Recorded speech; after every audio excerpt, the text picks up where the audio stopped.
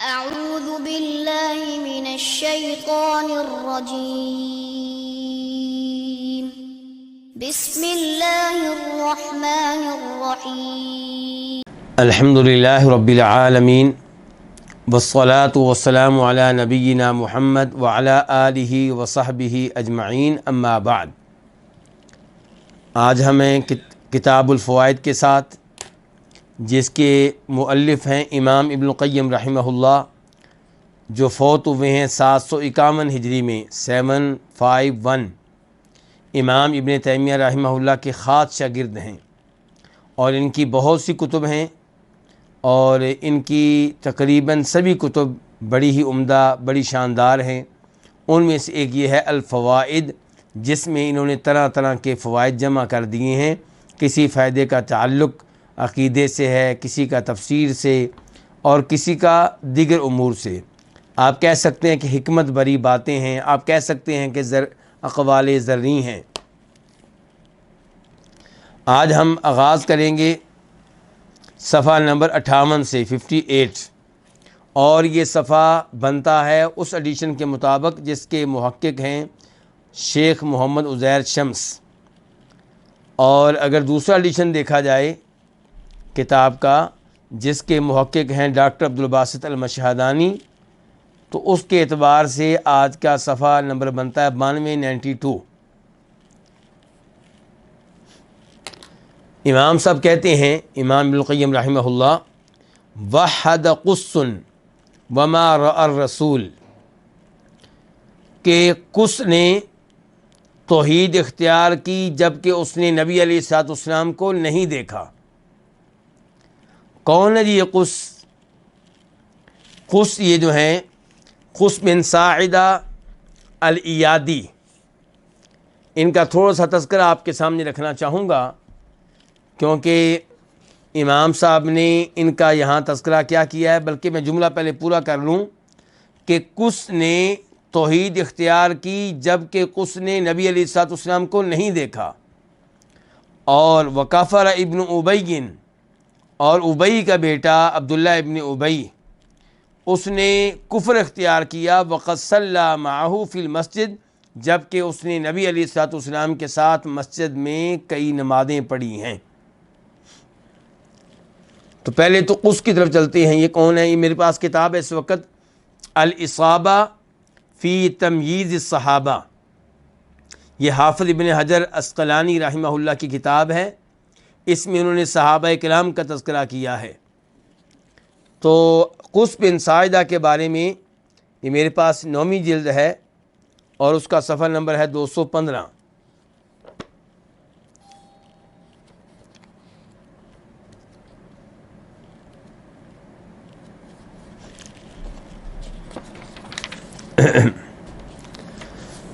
حافظ ابن حجر رحمہ اللہ کہتے ہیں قس بن ساعدہ بن حذافہ الایادی البلیغ الخطیب المشہور، کہ یہ مشہور و معروف خطیب تھے، مشہور و معروف شاعر تھے۔ ان کا تذکرہ کئی لوگوں نے صحابہ کرام میں کیا ہے، حالانکہ ان کا تذکرہ صحابہ کرام میں نہیں کرنا چاہیے، کیونکہ انہوں نے نبی علیہ السلام کو نہیں دیکھا نبی بن جانے کے بعد، یہ اس سے پہلے ہی فوت ہو گئے تھے۔ لیکن بہرحال اچھے آدمی تھے، اچھے خیالات تھے۔ ان کے بارے میں کہا جاتا ہے وَهُوَ أَوَّلُ مَنْ آمَنَ بِالْبَعْثِ مِنْ أَهْلِ الْجَاهِلِيَّةِ، کہ زمانے کفر کے لوگوں میں سے جو آخرت پہ ایمان لایا ان میں سے یہ پہلے ہیں۔ اور یہ بھی کہا گیا ان کے بارے میں کہ وَأَوَّلُ مَنْ تَوَكَّ عَلَىٰ عَصًا فِي الْخُطْبَةِ، خطبہ کے دوران سب سے پہلے جس نے عصا اختیار کیا، لاٹھی پکڑی اور اس پہ ٹیک لگائی، وہ یہی ہیں۔ اور کہا جاتا ہے کہ یہ سب سے پہلے وہ ہیں جو خطبے میں کہا کرتے تھے اما بعد۔ اور ان کے خطبے کے چند اقوال ذکر کیے گئے ہیں۔ وہ کہا کرتے تھے اپنے خطبے میں ما علی الارض دین افضل من دین قد اضلکم زمانہ وادرککم اوانہ، کہ روئے زمین پہ اس دین سے بہتر کوئی دین نہیں ہے جس کے آنے کا وقت ہو چکا۔ فطوبی لمن ادرکہ فاتبعہ، مبارک ہو شخص کو جو اس دین کے زمانے کو پائے اور اس کی پیروی کرے، وویل لمن خالفہ، ہلاکت ہے اس کے لیے جو اس دین کی مخالفت کرے گا۔ تو یہ قص بن ساعدہ کے چند اچھے الفاظ ہیں جو آپ کے سامنے رکھے گئے ہیں۔ ان کے بارے میں کچھ احادیث آتی ہیں جن میں ان کا تذکرہ ہے، لیکن حافظ ابن حجر کہتے ہیں وہ سب کی سب روایات ضعیف ہیں، کوئی بھی ثابت نہیں ہے نبی علیہ الصلوۃ والسلام سے۔ مثال کے طور پہ ایک روایت ہے کہ ایک وفد آیا نبی علیہ الصلوۃ والسلام کے پاس، تو آپ نے ان سے پوچھا کہ قص بن ساعدہ ایادی کی کیا خبریں ہیں؟ تو انہوں نے کہا جی وہ تو فوت ہو چکا۔ تو آپ نے فرمایا کہ میں گویا کہ اسے دیکھ رہا ہوں، عکاظ کے بازار میں وہ سرخ رنگ کے اونٹ کے اوپر ہے اور خطبہ دے رہا ہے۔ یعنی کہ روایات میں آتا ہے کہ نبی علیہ السلام نے اس آدمی کے خطبے سنے ہوئے ہیں اس زمانے میں جب آپ نبی نہیں تھے۔ جب میلہ لگتا تھا تو اس میلے میں اس آدمی نے خطبے دیے ہوئے ہیں اور نبی علیہ السلام نے اس کے خطبے سنے ہوئے تھے، اس لیے آپ نے پوچھا کہ بھئی اس کی کیا خبریں ہیں؟ تو بتایا گیا کہ وہ تو فوت ہو چکا ہے۔ تو کہنے کا مطلب یہ ہے کہ یہ آدمی بظاہر عقیدہ آخرت پہ تھا، عقیدہ توحید کے اوپر تھا، لیکن نبی علیہ الصلوۃ والسلام کو بطور نبی دیکھنے کا اعزاز حاصل نہیں کیا، لیکن دیکھ لیں اللہ نے پھر بھی اس کو اچھا دین دیا اور اس کا یعنی کہ جو زندگی ہے اس کی اچھی گزری۔ تو یہ اللہ رب العزت کا اس کے اوپر انعام ہے۔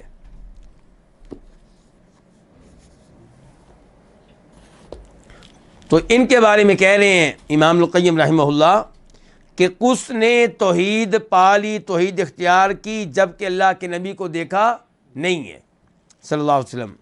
دوسری جانب عبداللہ ابن ابی، نبی علیہ السلام کے شہر مدینہ میں رہنے والا، آپ کے پیچھے نمازیں پڑھنے والا، لیکن کافر تھا اور موت بھی کس پہ آئی ہے؟ کفر پہ آئی ہے۔ کیوں؟ کیونکہ منافق تھا۔ نبی علیہ الصلوۃ والسلام جب مدینہ تشریف لائے ہیں تو ان دنوں اہل مدینہ اس بات پہ اتفاق کر چکے تھے کہ ہم نے عبداللہ ابن ابی کو مدینہ کا پرانا نام کیا تھا؟ یثرب۔ ہم نے یثرب کا اس کو کیا بنانا ہے؟ بادشاہ بنانا ہے، اور باقاعدہ اس کی تاج پوشی ہوگی۔ اوپر سے اللہ کے نبی آ گئے، لوگوں کی توجہ عبداللہ ابن ابی کی بجائے کس طرف ہو گئی؟ نبی علیہ الصلوۃ والسلام کی طرف۔ تو یہ ایک عرصے تک اسلام اس نے قبول نہیں کیا۔ پھر جب اس نے دیکھا کہ اسلام کو غلبہ مل چکا ہے، فتوحات مل رہی ہیں، عزت کے ساتھ رہنا مدینہ میں مشکل ہو چکا ہے اسلام قبول کیے بغیر، تو یہ اور اس کے ساتھی مسلمان ہو گئے، لیکن اوپر سے کلمہ پڑا تھا، اندر سے کیا تھے؟ منافق تھے۔ اس کا بیٹا سچا مسلمان تھا، اور یہی ہے وہ جس نے کہا تھا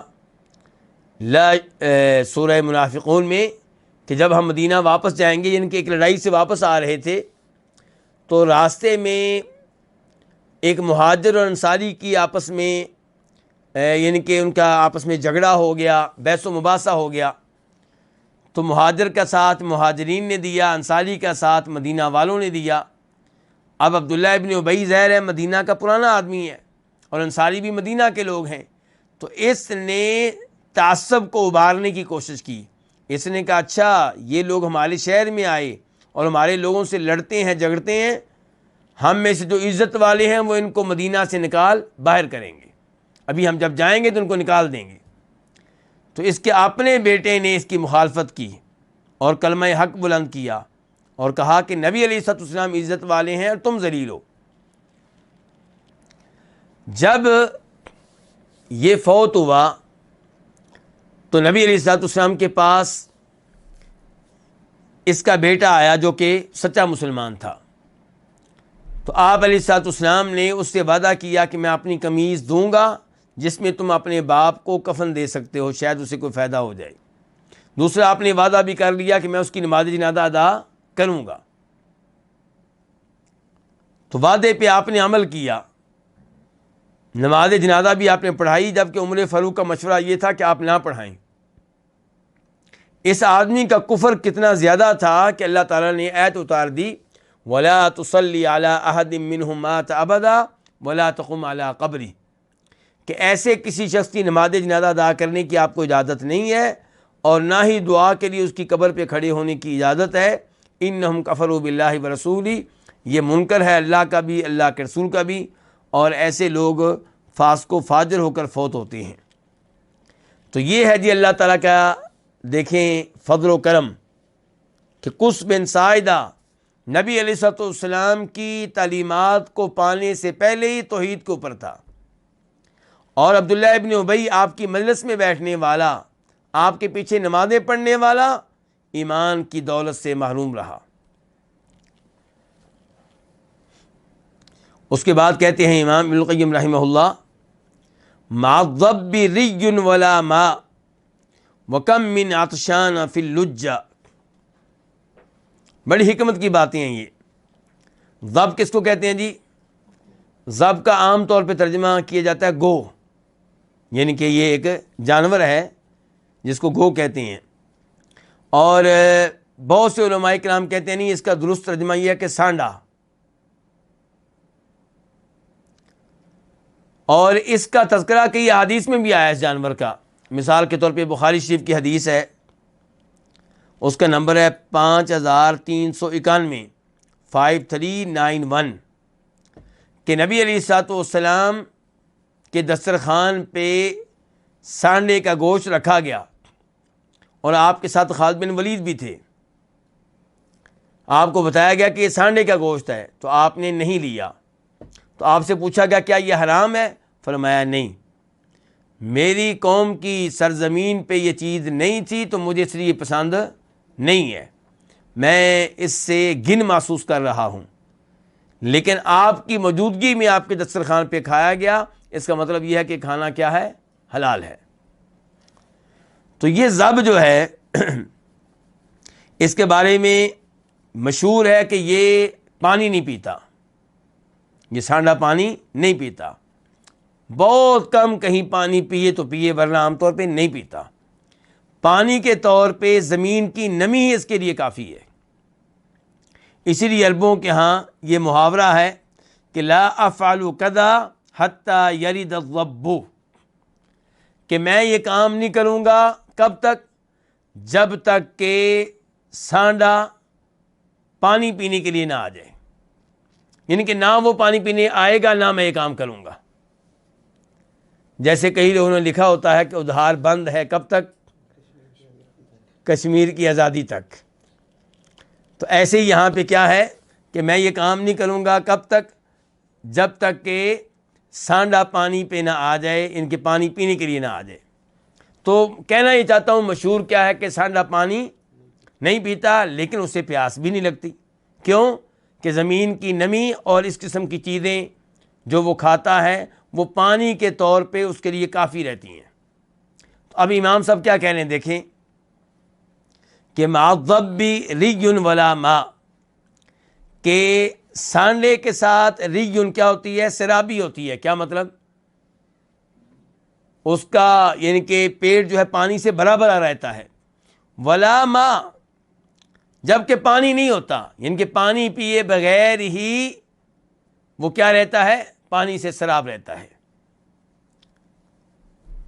وَكَم مِّنْ عَطْشَانَ فِي اللُّجَّةِ، دوسری جانب کتنے ہی پیاسے ہیں جو پیاسے رہتے ہیں لجہ میں ہونے کے باوجود، انتہائی گہرے پانی میں ہونے کے باوجود۔ یہ کیا کہنا چاہتے ہیں؟ کہنا چاہتے ہیں کہ آپ سانڈے کو دیکھیں، اسے پیاس نہیں لگتی، حالانکہ اسے پانی نہیں ملا، اسے یعنی کہ وہ پیاسا نہیں ہے جبکہ پانی اس کو نہیں ملا، اور دوسری جانب پانی ہے اور پانی کی گہرائی میں کھڑے ہیں اور پیاس بھی لگی ہے لیکن پانی نہیں پی سکتے۔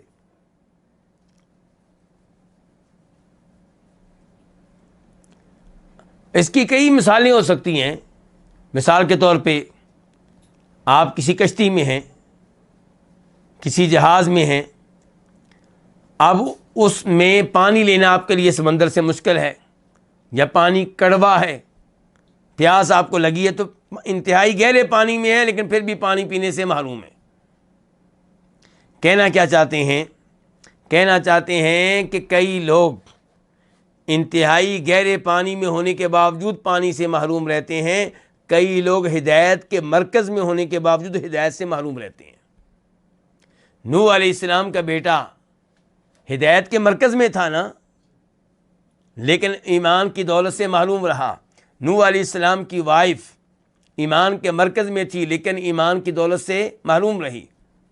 لوط علیہ السلام کی وائف ایمان کے مرکز میں تھی لیکن ایمان کی دولت سے محروم رہی۔ اور عبداللہ ابن ابی ایمان کے مرکز میں ہے، مدینہ میں ہے، آپ کی مسجد میں آتا رہا ہے، آپ کی مجلس میں بیٹھتا رہا ہے، لیکن ایمان کی دولت سے محروم رہا ہے۔ آپ چاہیں تو یہاں پہ اس آیت پہ بھی غور کر سکتے ہیں، سورہ جمعہ کی آیت ہے کہ مثل الذین حملوا التوراۃ ثم لم يحملوها كمثل الحمار يحمل اسفارا۔ ان لوگوں کی مثال جن کو اللہ نے تورات دی تاکہ تورات پہ ایمان لائیں، تورات پہ عمل کریں، لیکن انہوں نے عمل نہیں کیا، ان کی مثال گدھے کی طرح ہے جس کے اوپر بوجھ ڈالا گیا ہو۔ کس چیز کا؟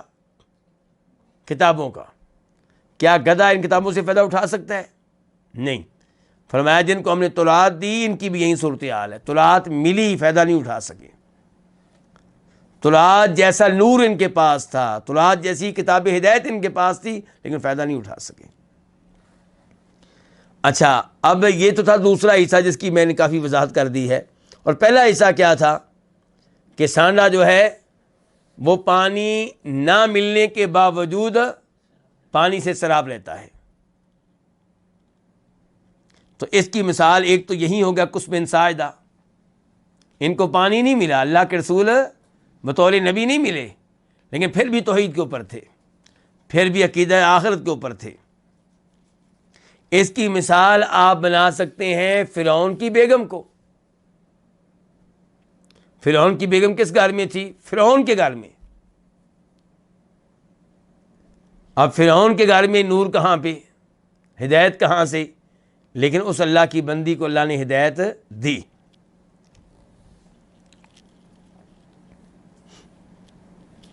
اس کے بعد امام صاحب کہتے ہیں سبق العلم بنبوۃ موسیٰ و ایمان آسیہ۔ موسیٰ علیہ السلام کی نبوت اور آسیہ کے ایمان کے بارے میں علم سبقت لے گیا۔ اللہ کو معلوم تھا کہ موسیٰ علیہ السلام نے کیا بننا ہے؟ نبی۔ اللہ کو معلوم تھا آسیہ نے ایمان لانا ہے، تو اللہ کا یہ علم سبقت لے گیا اور فرعون کی ساری سازشیں ناکام ہو گئیں۔ فرعون کی کیا سازش تھی؟ کہ موسیٰ علیہ السلام کو زندہ ہی نہ رہنے دیا جائے، بنی اسرائیل کے باقی بچوں کی طرح اس بچے کو بھی قتل کیا جائے۔ اور فرعون نے آسیہ، سیدہ آسیہ کو ایمان کی دولت سے محروم کرنے کی بڑی کوشش کی، لیکن کامیاب نہیں ہو سکا۔ آسیہ کون ہیں؟ فرعون کی وائف ہیں، اور ان کے بارے میں ایک حدیث سن لیں کہ فرمایا نبی علیہ السلام نے، بخاری شریف کی حدیث ہے 3411 3411 کہ کامل من الرجال کثیر، بہت سے مرد ہیں جو کامل ہوئے۔ مثال تو ابراہیم علیہ السلام کامل تھے، نوح علیہ السلام کامل تھے، نبی کامل ہوتے ہیں۔ وَلَمْ يَكْمُلْ مِنَ النِّسَاءِ إِلَّا آسیہ، لیکن عورتوں میں سے جو عورتیں کامل ہوئیں ان میں سے ایک کون ہے؟ آسیہ امرأۃ فرعون، آسیہ جو فرعون کی وائف ہے، اور دوسرے نمبر پہ مریم جو عمران کی بیٹی ہیں، عیسیٰ علیہ السلام کی والدہ ہے۔ تو یہ ہے تذکرہ کس کا؟ آسیہ کا، کہ آپ نے کہا کہ یہ کامل خاتون تھی، کامل عورت تھی۔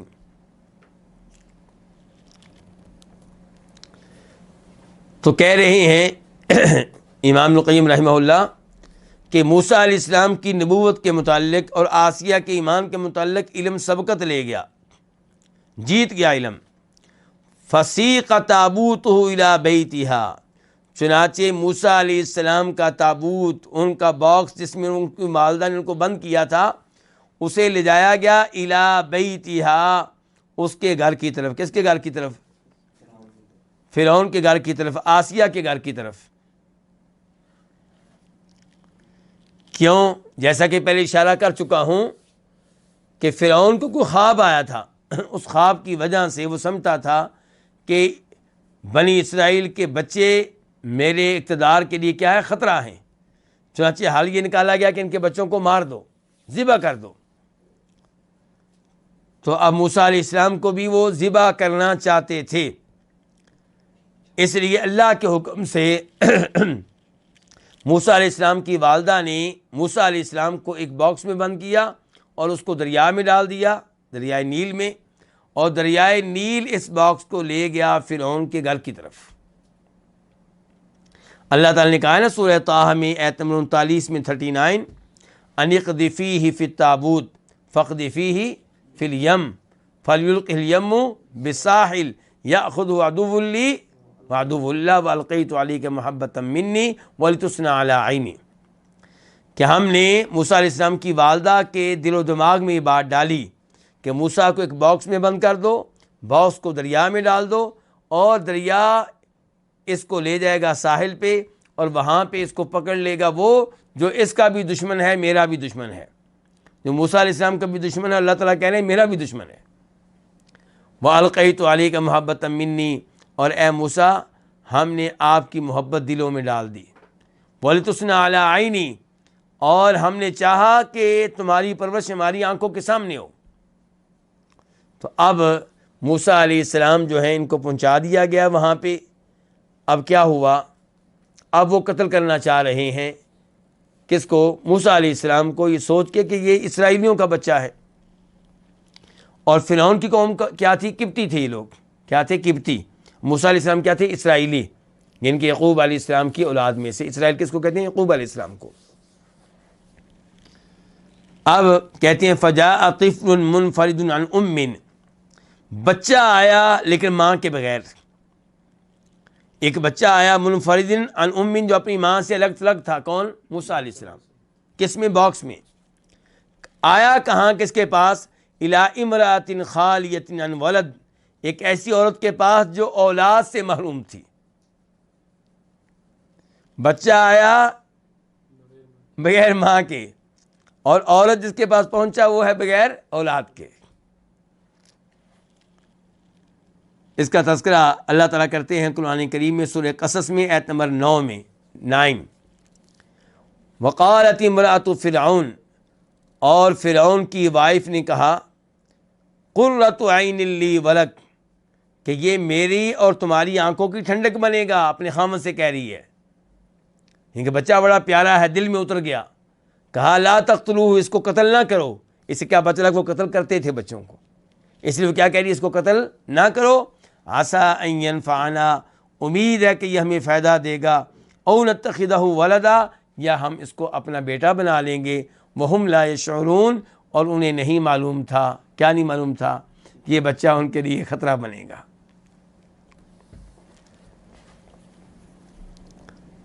امام صاحب کہتے ہیں فَلِلَّهِ كَمْ فِي هَذِهِ الْقِصَّةِ مِنْ عِبْرَةٍ، کہ اس قصے میں کتنی ہی عبرتیں ہیں۔ کون سے قصے میں؟ موسیٰ علیہ السلام کے قصے میں۔ موسیٰ علیہ السلام کا فرعون کے محل میں پرورش پانا، یہ جو قصہ ہے اس میں کتنی عبرتیں، کتنے سبق ہیں ہمارے لیے۔ کم ذبح فرعون فی طلب موسیٰ من ولد، کتنے ہی فرعون نے ذبح کر دیے۔ کیا ذبح کر دیے؟ من ولد، بچے۔ فرعون نے کتنے ہی بچے ذبح کر دیے، کس کی تلاش میں؟ موسیٰ علیہ السلام کی تلاش میں۔ وہ موسیٰ علیہ السلام کو کیوں تلاش کر رہا تھا جی؟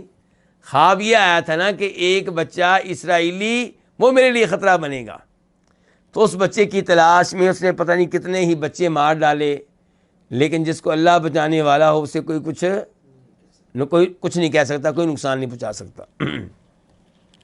تو فرعون نے کتنے ہی بچے ذبح کر دیے موسیٰ علیہ السلام کی تلاش میں۔ وَلِسَانُ الْقَدَرِ يَقُولُ، اور تقدیر کی زبان کہہ رہی تھی لا نربیہ الا فی ہجرک، ہم نے بھی اس بچے کی نہیں تربیت کرنی، اس کو نہیں پالنا مگر تیری گود میں۔ جس بچے کی خاطر تو اسرائیلیوں کے بچے مار رہا ہے، ہم نے بھی اسی بچے کو تیرے ہی گھر میں پالنا ہے۔ جس سے تو بچنے کی کوشش کر رہا ہو تیرے گھر میں پلے گا، تیرے گھر میں جوان ہوگا، شہزادوں والی زندگی گزارے گا۔ یہ ہے اللہ کی قدرت۔ تو اس سے یہ مجھے اور آپ کو سبق کیا ملا کہ ہم جو ہیں مایوس رہتے ہیں، اللہ کے ساتھ جڑ جائیں، اللہ سے دعائیں کریں، اللہ کو راضی کر لیں، اللہ ہر چیز پہ قادر ہے۔ اللہ تعالیٰ کے لیے کوئی بھی چیز مشکل نہیں ہے۔ لوگوں کے دل بھی کس کے ہاتھ میں ہیں؟ اللہ تعالیٰ کے ہاتھ میں ہیں۔ آپ کا اگر کوئی مسئلہ حل نہیں ہو رہا تو آپ اللہ رب العزت کو پکاریں، اللہ تعالیٰ ان کے ذریعے آپ کا مسئلہ حل کروا دے گا جو آپ کے مسئلے میں سب سے بڑی کیا ہوں گے؟ رکاوٹ ہوں گے۔ کتنی مساجد کا ہم سنتے ہیں، ہمارے سلفی بھائیوں کی مسجدیں، اہل توحید کی مسجدیں، کہ جب اس بنانے لگتے ہیں تو قبر پرست کیا کر رہے ہوتے ہیں؟ مخالفت۔ یا محلے کے ایسے لوگ جو علماء سے محبت کرنے والے نہیں ہیں، مساجد سے محبت کرنے والے نہیں ہیں، وہ مخالفت کرتے ہیں کہ مسجد ہم نہیں بننے دیں گے۔ اور پھر وقت آتا ہے کہ حالات تبدیل ہوتے ہیں، وہی مسجد کی انتظامیہ کے اہم رکن ہوتے ہیں، وہی مسجد کے نگران اعلیٰ ہوتے ہیں، انہی کے چندے سے مسجد تعمیر ہو رہی ہوتی ہے۔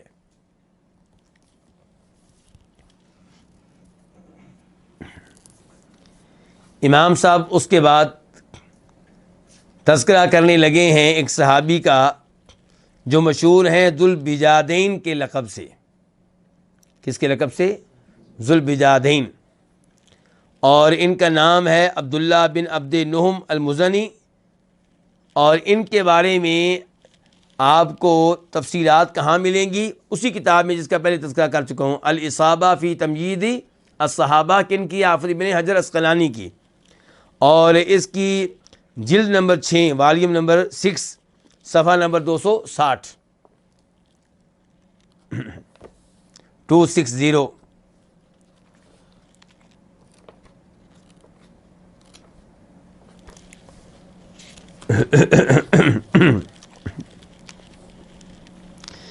تو یہ ہے عبداللہ بن عبد نہم المزنی۔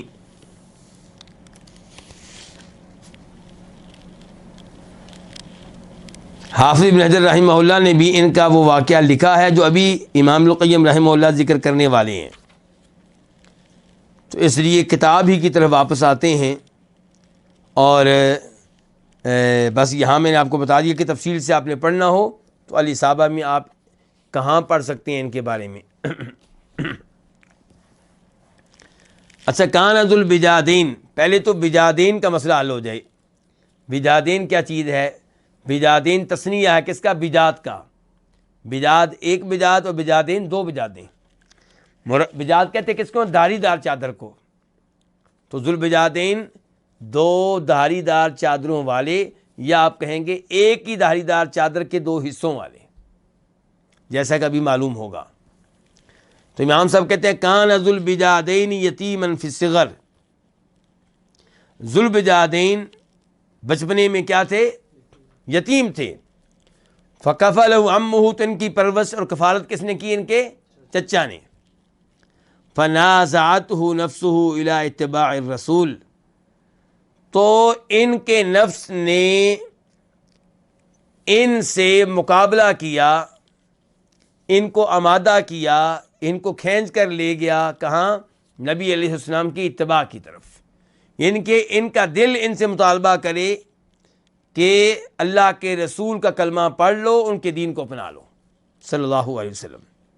فہم بالنہوض، تو ذوالبجادین نے اٹھنے کا پختہ عزم کر لیا، ان کے مسلمان ہونے کا پختہ عزم کر لیا۔ فَإِذَا بَقِيَّةُ الْمَرَضِ مَانِعَةٌ، لیکن باقی ماندہ بیماری جو تھی وہ اس میں رکاوٹ تھی۔ باقی ماندہ بیماری سے کیا مراد ہو سکتا ہے؟ ایک تو اس سے مراد ہو سکتا ہے حقیقی بیماری، کہ بیماری کی وجہ سے سفر نہ کر سکے نبی علیہ الصلوۃ والسلام کی طرف ورنہ جانا چاہتے تھے، وہاں جا کے کلمہ پڑھنا چاہتے تھے، مسلمان ہونا چاہتے تھے۔ اور دوسرا مطلب یہ ہو سکتا ہے کہ انہوں نے مسلمان ہونے کا پختہ عزم کر لیا، اوپر اٹھنے کا عزم کر لیا، مسلمانوں کا پختہ عزم کر لیا، لیکن بیماری کا جو باقی ماندہ حصہ تھا وہ رکاوٹ بن گیا۔ کیا مطلب؟ ابھی بھی دل میں روحانی طور پہ کمی کوتاہی موجود تھی۔ یہ کمی کوتاہی ایمان قبول کرنے میں، اسلام قبول کرنے میں رکاوٹ بنی رہی۔ فقعد ينتظر العم، تو وہ بیٹھ گئے، انتظار کرنے لگے، کس کا؟ چچا کا۔ بیٹھ گئے سے مراد کیا ہے کہ مسلمان ہونے کے لیے جانا چاہتے تھے، کلمہ پڑھنا چاہتے تھے، لیکن پھر کیا ہوا کہ انتظار میں بیٹھ گیا کہ پہلے چچا کلمہ پڑھیں، مسلمان ہوں، پھر میں مسلمان ہوں گا، ورنہ چچا نے معاف نہیں کرنا۔ فلما تکاملت صحتہ، جب ان کی صحت کامل ہو گئی، بالکل ٹھیک ہو گئے، تو نفد الصبر، صبر ختم ہو گیا۔ صبر کس معاملے میں؟ یعنی کہ ایمان قبول کرنے کے معاملے میں جو صبر کر رہے تھے کہ پہلے چچا جی مسلمان ہوں پھر کچھ کریں گے، تو یہ صبر جو ہے یہ ختم ہو گیا۔ فناداہ ضمیر الوجد، تو انہیں آواز دی وجد کے ضمیر نے۔ وجد کس کو کہتے ہیں؟ محبت، حد سے زیادہ محبت، عشق بھی کہہ سکتے ہیں آپ۔ تو ان کو آواز دی وجد کے ضمیر نے، حد سے زیادہ محبت کرنے والے ضمیر نے۔ کیا آواز دی؟ کہ الا، آگے شعر لے کر آئے ہیں، الا کم حبسها تشک المضیقہ اثرها ربما وجدت طریقہ، کہ کب تک اس کو روکے رکھو گے، وہ شکایت کرتی رہے گی، المضیقہ، مصیبت کی، تنگی کی، اثرها، اس کو اٹھاؤ، ربما وجدت طریقہ، شاید کہ خود ہی وہ راستے کو پالے، خود ہی اس کو راستہ مل جائے۔ تو یہ ہے کہ شاعر کا شعر لے کر آئے ہیں کہ ان کے ضمیر نے فیصلہ کیا کہ کب تک میں انتظار کروں گا، ہر چچا نے پتہ نہیں مسلمان ہونا ہے کہ نہیں ہونا۔ فقال، تو کہنے لگے، کون؟ ذوالبجادین، یا عمی، چچا جی، طال انتظاری لی اسلامی کا، آپ کے اسلام قبول کرنے کے معاملے میں میرا جو انتظار ہے وہ بہت لمبا ہو گیا ہے، بہت میں نے انتظار کر لیا۔ وما ارا منک نشاطا، اور میں آپ سے اس معاملے میں کوئی بھی نشاط نہیں دیکھتا، کوئی بھی سرگرمی نہیں دیکھتا، مجھے کوئی آپ میں حرکت نظر نہیں آ رہی، کوئی دلچسپی نظر نہیں آ رہی۔ فقال، تو چچا نے کہا، واللہ، اللہ کی قسم، لئن اسلمت، البتہ اگر تو نے اسلام قبول کر لیا، لانتزعن کل ما اعطیتک، میں تو اس سے چھین لوں گا ہر وہ چیز جو تجھے میں نے دی ہے، تیری کفالت میں نے کی ہے، تیرے کپڑے وہ ہیں جن کا پیسہ میرا ہے، تیرا جوتا میرے پیسوں سے ہے، تیری چادریں میرے پیسوں سے ہیں، تو اگر مسلمان ہو جاؤ گے تو میں ہر وہ چیز چھین لوں گا جو تمہیں میں نے دی ہے۔ فصاح لسان الشوقی، تو شوق کی زبان سے آواز آئی، شوق کی زبان بلند آواز سے چیخی، یعنی کہ اسلام قبول کرنے کا شوق، اللہ کے نبی علیہ السلام کو دیکھنے کا شوق، یہ شوق رکھنے والی زبان چیخی، اور کیا کہا کہ نظرۃ من محمد احب الی من الدنیا وما فیہا، کہ نبی علیہ السلام کی، نبی علیہ السلام پہ میری ایک نگاہ پڑ جائے، یا آپ کی میرے اوپر ایک نگاہ پڑ جائے، تو یہ مجھے دنیا اور دنیا کی ہر نعمت سے زیادہ محبوب ہوگا۔ دیکھ لیجئے، چچا نے کہا تھا کہ سارا مال واپس لے لوں گا، کہا اللہ کے نبی پہ ایک نگاہ پڑ جائے، اس کے مقابلے میں دنیا اور دنیا کی ہر چیز ہو، میں دنیا اور دنیا کی ہر چیز کو قربان کر دوں گا، میں چاہوں گا کہ مجھے اللہ کے رسول کو دیکھنے کا موقع مل جائے۔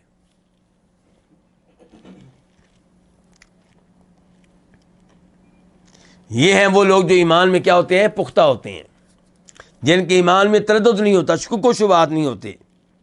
یہاں پہ بھی امام صاحب شعر لے کر آئے ہیں، وَلَوْ قِيلَ لِلْمَجْنُونِ لَيْلَا، وَلَوْ قِيلَ لِلْمَجْنُونِ لَيْلَا وَوَصْلَهَا تُرِيدُ أَمِ الدُّنْيَا وَمَا فِي طَوَايَاهَا لَقَالَ تُرَابٌ مِّنْ غُبَارِ نِعَالِهَا أَلَذُّ إِلَى نَفْسِي وَأَشْفَى لِبَلْوَاهَا۔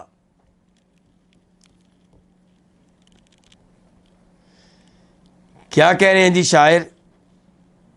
شاعر کہتے ہیں کہ اگر مجنون سے کہا جائے کہ لیلا اور اس کا وصال چاہتے ہو یا دنیا، وما فی طوایاہا، اور جو کچھ دنیا میں ہے یہ ساری نعمتیں چاہتے ہو، کیا تمہیں چاہیے؟ ایک طرف تمہیں اختیار دے رہے ہیں کہ کس کو لے لو؟ لیلا کو۔ دوسری طرف یہ ہے کہ دنیا اور دنیا کی ہر نعمت لے لو، کس کو اختیار کرو گے؟ تو اس نے کیا کہا تھا مجنون نے؟ لقال تراب من غبار نعالها، اس کے جوتوں کے غبار کی معمولی سی مٹی، الذ الی نفسی، مجھے زیادہ لذیذ ہے، واشفی لبلواہا، اور اس کی مصیبت کو زیادہ شفا دینے والی ہے، زیادہ واشفی لبلوا، بلوا کس کو کہیں گے؟ مصیبت کو، آزمائش کو اور اس قسم کی چیزوں کو، تو اس کے لیے زیادہ یہ شفا کا باعث ہے۔ کیا؟ اس کے جوتے کے غبار پہ لگا ہوا جو غبار ہے، اس کی تھوڑی سی مٹی، تھوڑا سا غبار۔ تو اب یہ شعر کہے ہیں شاعر نے کس کے بارے میں؟ مجنون کے بارے میں، اور اس کی لیلا کے بارے میں، اس کی محبوبہ کے بارے میں۔ امام القیم رحمہ اللہ نے ان کو استعمال کیا کس پہ؟ نبی علیہ الصلوۃ والسلام پہ۔ گویا کہ یہ الفاظ کہہ رہے ہوں ذوالبجادین، وہ کہہ رہے ہوں کہ چچا جی جو لینا لے لو، دنیا کی ہر چیز قربان کر دوں گا، بس اللہ کے رسول کو دیکھنے کا موقع مل جائے، ایک نگاہ ڈالنے کا موقع مل جائے، دنیا کی کوئی حیثیت نہیں میرے نزدیک۔ فلما تجرد للسیر الی الرسول، جب وہ نبی علیہ الصلوۃ والسلام کی جانب جانے کے لیے کیا ہو گیا؟ تجردا، خالص ہو گیا، یعنی کہ اس نے پختہ عزم کر لیا کہ میں نے جانا ہے، اللہ کے رسول کی طرف سفر کرنا ہے۔ اب تردد اس کا کیا ہو گیا؟ ختم ہو گیا، رائے اس کی پختہ بن گئی۔ تو جردہ عمہ من الثیاب، تو ابو ذوالبجادین کے چچا نے انہیں کپڑوں سے محروم کر دیا، ننگا کر دیا، ان کو بے لباس کر دیا۔ فناولتہ الام، تو ان کی والدہ نے ان کو دیا بجادن، ایک بجاد۔ بجاد کا میں نے کیا کیا تھا ہمیں؟ دھاری دار چادر۔ یہ کس نے دی ہے؟ والدہ نے۔ چچا نے اپنی دنیا واپس لے لی ہے جو دنیا دی ہوئی تھی۔ فقطعہ لسفر الوصل نصفین، تو ذوالبجادین نے اس چادر کو کاٹ ڈالا دو حصوں میں۔ کون سے سفر کی خاطر؟ وصل اور وصال کے سفر کی خاطر، اللہ کے رسول سے ملنے کے سفر کی خاطر۔ اتزر باحدہما، ان دو میں سے ایک کو کیا بنا لیا؟ ازار، شلوار کی جگہ پہ باندھ لیا۔ یہ دو حصے کس کے ہو چکے ہیں؟ بجاد کے، دھاری دار چادر کے۔ تو ان حصوں میں سے ایک حصے کو کیا بنا لیا؟ ازار بنا لیا، تہہ بند بنا لیا۔ ورتدا بالآخر، اور دوسرے کو ردا کے طور پہ، قمیض کے طور پہ پہن لیا۔ فلما، تو اب کیا ہو گئے؟ ذوالبجادین ہو گئے نا؟ کیا ہو گیا؟ ذوالبجادین۔ فلما نادى صائح الجہاد، جب آواز لگائی جہاد کے لیے آواز لگانے والے نے، قانی ان یکون فی ساقۃ الاحباب، تو وہ اس بات پہ انہوں نے قناعت کر لی۔ کن کی بات ہو رہی ہے؟ ذوالبجادین کی۔ انہوں نے قناعت کر لی اس بات پہ کہ وہ احباب کے پچھلے حصے میں ہوں۔ کیا مطلب؟ ان کے جہاد کے لیے قافلے نکل رہے ہیں تو وہ بھی اس قافلے کا حصہ بن گئے، چاہے قافلے کے پچھلے حصے میں ہوں، چاہے ان کو آگے اہمیت نہ دی جائے۔ والمحب لا یرا طول الطریق، اور محبت کرنے والا خیال نہیں کرتا راستے کی لمبائی کا، راستے کے لمبا ہونے کا۔ لأن المقصود يعینہ، کیونکہ جو مقصود ہوتا ہے وہ اس کی مدد کرتا ہے۔ کیا مطلب؟ جب آپ کسی بڑے مقصد کی خاطر سفر کر رہے ہیں تو پھر آپ لمبے سفر سے نہیں گھبرائیں گے، کیونکہ آپ کی توجہ کس پہ؟ اپنے مقصود پہ سفر کیوں کر رہے ہیں؟ یہ جو مقصود ہے یہ آپ کی مدد کرے گا اور سفر کی صعوبتیں اور مشقتیں آپ کے لیے ہلکی ہو جائیں گی۔ جب انسان اللہ کی راہ کے لیے نکلے، مثال کے طور پہ آج کے طالب علموں کو لے لیں جو دین سیکھنے کے لیے مدارس میں جاتے ہیں، کیا ان کے لیے کوئی ایک مشکل ہے؟ نہیں، کئی مشکلات ہیں۔ کھانے کا وہ معیار نہیں جو گھر میں ہوتا ہے، صفائی کا وہ معیار نہیں جو گھر میں ہوتا ہے، کھانے کا وہ معیار نہیں جو گھر میں ہوتا ہے، لیکن یہ سب کچھ برداشت کرنا پڑتا ہے، کیونکہ مقصود کیا ہے؟ جنت ہے۔ مقصود کیا؟ اللہ کو راضی کرنا ہے۔ تو جنت اتنی بڑی چیز ہے کہ اس کو لینے کی خاطر، اللہ کی رضا اتنی بڑی چیز ہے کہ اس کو پانے کی خاطر آپ کیا کریں گے؟ سفر بھی کریں گے اور سفر کی صعوبتوں کو بھی برداشت کریں گے۔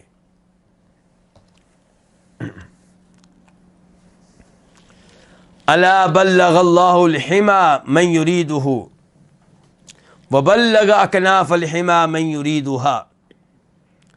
الا، خبردار، ان کے ہم یہ دعا کرتے ہیں کہ بلغ اللہ الحما من یریدہ، اللہ تعالیٰ پہنچا دے۔ الحما کس کو کہتے ہیں؟ چراگاہ کو۔ اللہ اس چراگاہ کو پہنچا دے ان لوگوں تک من یریدہ جو اس کو چاہتے ہیں۔ وبلغ اکناف الحما من یریدہا، اور اللہ پہنچا دے چراگاہ کے اطراف کو ان تک جو چراگاہ کے اطراف کو چاہتے ہیں۔ یعنی کہ جیسے آپ کا مقصد ہوگا ویسی آپ محنت کریں گے، ویسے آپ کو وسائل ملیں گے، ویسے آپ کو اسباب ملیں گے۔ اس کے بعد کہتے ہیں امام صاحب، فلما قضا نحبہ نزل الرسول یمہد لہ لحدہ، جب انہوں نے پورا کر لیا نحبہ، اپنی مراد کیا؟ اپنی زندگی، یعنی کہ اپنی موت کو پا لیا، ان کی موت آ گئی، یہ مراد ہے۔ ایک بات ہو رہی کس غزوے کی؟ غزوہ تبوک کی۔ غزوہ تبوک کے موقع پہ یہ بیمار ہو گئے اور وہاں فوت ہو گئے تھے۔ فلما قضا نحبہ، تو جب انہوں نے پورا کر لیا اپنی زندگی کو اور موت آ گئی، تو اترے نبی علیہ الصلوۃ والسلام یمہد لہ لحدہ، آپ ان کے لیے ان کی لحد کو تیار کر رہے تھے۔ کن کے لیے؟ ذوالبجادین کے لیے۔ وجعل یقول، اور آپ کہہ رہے تھے، اللہم انی امسیت عنہ راضیہ فرض عنہ، اے اللہ میں اس پہ کیا ہوں؟ راضی ہوں، تو بھی اے اللہ اس پہ راضی ہو جا۔ اس حدیث کو، اس روایت کو بیان کرنے والے کون ہیں؟ امام ابن اسحاق، جیسا کہ سیرت ابن ہشام میں ہے، اور ابو نعیم اپنی کتاب حلیۃ الاولیاء میں، لیکن اس کی سند منقطع ہے، یعنی کہ یہ حدیث ثابت نہیں ہے نبی علیہ الصلوۃ والسلام سے۔ یہ واقعہ کہ جب یہ فوت ہوئے تو آپ ان کے لیے لحد تیار کر رہے تھے اور آپ کہہ رہے تھے اے اللہ میں اس پہ راضی ہوں، تو بھی اس پہ راضی ہو جا، یہ چیزیں ثابت نہیں ہیں۔ فصاح ابن مسعود، جب اللہ کے رسول نے لحد تیار کی، ان کے لیے لحد کس کو کہتے ہیں؟ قبر کو، بغلی قبر۔ تو جب اللہ کے رسول نے ان کے لیے لحد تیار کی اور آپ نے یہ دعا کی ان کے لیے کہ اے اللہ میں اس پہ راضی ہوں، تو بھی اس پہ راضی ہو جا، تو عبداللہ بن مسعود چیخ اٹھے اور کہنے لگے یا لیتنی کنت صاحب القبری، کاش اس قبر والا میں ہوتا، کاش اللہ کے رسول مجھے قبر میں اتارتے، میرے لیے تیار کرتے یہ سب کچھ۔ تو یہ عبداللہ بن مسعود نے کہا ہے کہ یا لیتنی، اے کاش کنت صاحب القبری، میں قبر والا ہوتا۔ لیکن جیسا کہ کہہ چکا ہوں کہ یہ روایت کیا ہے؟ ضعیف ہے۔ اس کی جگہ پہ ذوالبجادین کے بارے میں ایک صحیح حدیث آپ کے سامنے رکھنا چاہوں گا، مسند احمد کی ہے، نمبر ہے اس کا 17,453 17453، اور یہ روایت حسن لغیرہ ہی ہے۔ مسند احمد میں یہ حدیث آئی ہے، مسند احمد کے محققین نے اس کو حسن لغیرہ قرار دیا ہے۔ وہ روایت کیا ہے کہ عقبہ بن عامر سے روایت ہے کہ نبی علیہ الصلوۃ والسلام نے ایک آدمی سے کہا، ایک آدمی کے بارے میں کہا جس کو جو مشہور تھا صحابہ کرام میں کس نام سے؟ ذوالبجادین کے نام سے. تو آپ نے کہا انہو اواہ، یہ آدمی اواہ ہے. اواہ کا مطلب کیا؟ اللہ کے سامنے رونے والا، اللہ کے سامنے گر گڑانے والا، اللہ کے سامنے اپنی آہیں رکھنے والا. اور یہ کیوں کہا اللہ کے رسول صلی اللہ علیہ وسلم نے ان کے بارے میں، ذوالبجادین کے بارے میں؟ یہ اس لیے کہ وہ آدمی جو تھا کثیر الذکری، بہت زیادہ اللہ کا ذکر کرنے والا تھا، اور قرآن کو بلند آواز سے پڑھتا تھا، اچھی آواز سے، بلند آواز سے پڑھتا تھا. تو یہ اس کو شان ملی ہے، اور یہ حدیث کسی حد تک کیا قابل قبول ہے، حسن لغیرہ ہی ہے. اس کے بعد کہتے ہیں امام صاحب یا مخنث العزمی اقل ما فی الرقعۃ البیدق فلما نہض تفرزنا. یا مخنث العزمی لفظ پہلے بھی ہم پڑھ چکے ہیں. مخنث کس کو کہتے ہیں؟ ہجڑے. عزم و ارادے کے لحاظ سے اے ہجڑے. ہجڑا کیا ہوتا ہے؟ نہ مردوں میں سے نہ ادھر کا پکا نہ ادھر کا پکا. تو جس کا عزم پکا نہ ہو، کبھی یہ کبھی وہ، اس کو کیا کہتے ہیں؟ مخنث العزمی. تو کہتے ہیں یا مخنث العزمی، عزم و ارادے کے لحاظ سے اے مخنث. سب سے کم چیز جو ہوتی ہے کس میں؟ شطرنج کے، کیا کہتے ہیں اس کو؟ شطرنج کا وہ کیا کہتے ہیں اس کو؟ جی شطرنج کا کیا کہیں گے؟ تختی کہیں گے؟ کیا کہیں گے؟ بورڈ کہیں گے. چلیں بورڈ. تو شطرنج کے بورڈ میں جو سب سے ہلکا ہے، سب سے کم تر ہے، وہ کیا ہے؟ البیدق. البیدق کس کو کہتے ہیں؟ پیادے کو.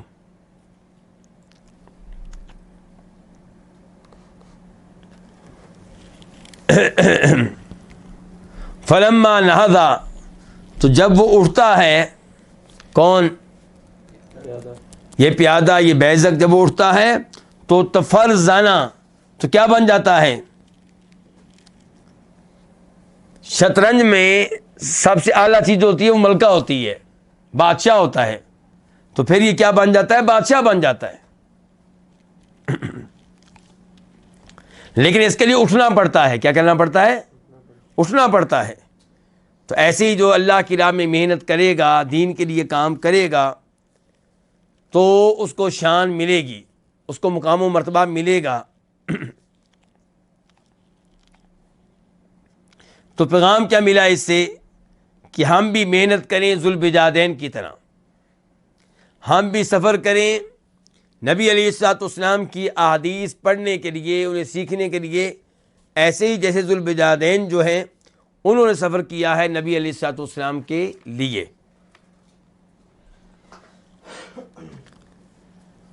تو یہاں پہ آج کے درس میں رکتے ہیں.